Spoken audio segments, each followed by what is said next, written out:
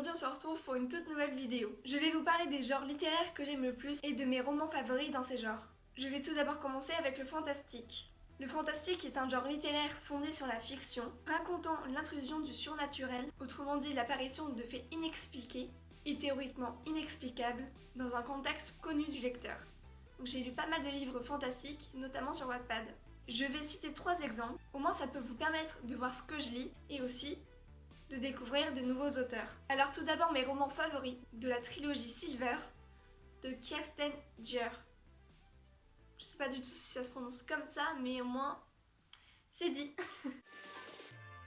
Alors le résumé, un 31 octobre, près de Londres, Grayson fête Halloween avec 4 de ses amis. Par ennui, par jeu, par défi, ils invoquent un démon sans avoir idée des conséquences. Un matin de septembre, aéroport de Heathrow, je sais pas le dire mais c'est pas grave, Liv, 15 ans et sa sœur Mia débarquent de Suisse pour s'installer avec leur mère chez les nouveaux compagnons de celle-ci, Grayson et son fils. Très vite, Liv comprend que le jeune homme cache un secret qui dépasse tout ce qu'elle imaginait.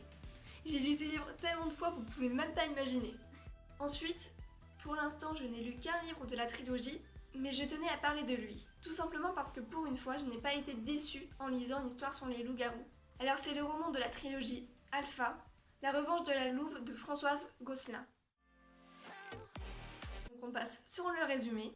Investi par une légende dès sa naissance, Kara Mackenzie a été témoin de l'assassinat de son clan. Des années plus tard, elle revient sur ces terres avec un seul objectif, rétablir l'honneur de sa famille. C'est sans compter sur son pire ennemi, prêt à tout pour l'atteindre. Aidée par Adriane, son fidèle ami, parviendra-t-elle à venger les siens et rétablir la vérité? Laissera-t-elle le beau Caleb toucher son cœur? Entrez dans le monde des change-formes et de la magie, et laissez-vous guider par la louve dorée. Et enfin dans ce genre, la trilogie des sœurs Castella, par Sabine Thénevin. Le résumé. Des triplés, jeunes héritières d'un château sur les hauteurs de Sarlat, dans le Périgord, s'initient par hasard à la magie, léguée par leurs ancêtres. Et suite à un appel au secours, découvrent un monde parallèle où tout n'est que surnaturel et sorcellerie. Les habitants de cette contrée ne sont que les descendants des Templiers qui s'étaient cachés afin d'échapper à la guerre de 100 ans. Mais ils ne s'attendaient pas à vivre aujourd'hui dans la terreur ni devenir esclaves d'une sorcière tyrannique. Elles seront donc amenées à combattre, bien malgré elles, et d'y libérer les fées grâce à l'aide précieuse d'un elfe qui repose tous ses espoirs sur elles trois. Elles vivront un périple difficile et semé d'embûches. Parviendront-elles au bout de leur mission, celle de sauvegarder le bien-être de l'humanité? Maintenant on enchaîne sur la deuxième partie, le young adult. Pour ce genre, les lecteurs peuvent aisément se retrouver dans les héros et héroïnes.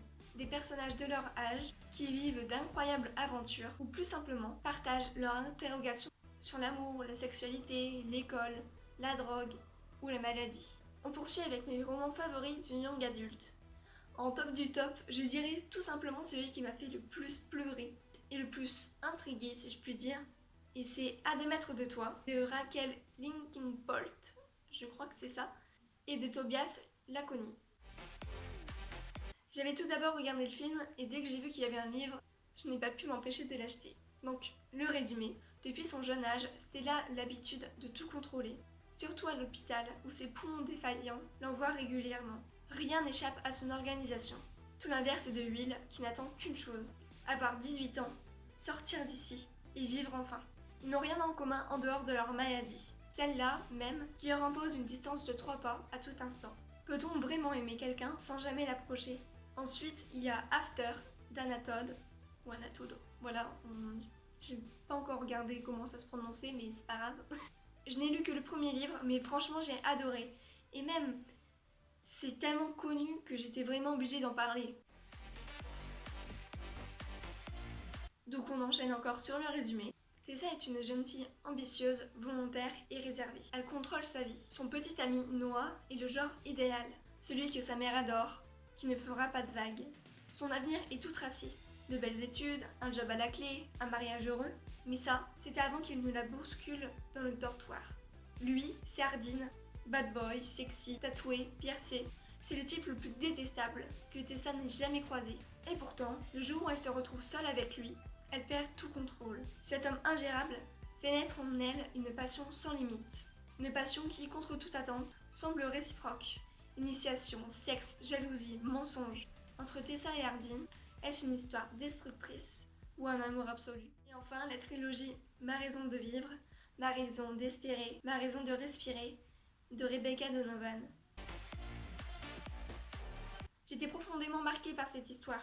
Elle m'a vraiment touchée et je m'attendais pas à une telle chute. Emma a tout fait pour empêcher Evan d'entrer dans sa vie. Non pas qu'il la laisse indifférente, bien au contraire, mais parce que personne ne doit savoir. Savoir qui elle est vraiment, quelle est son histoire, et surtout, ce qui l'attend tous les soirs quand elle rentre chez elle.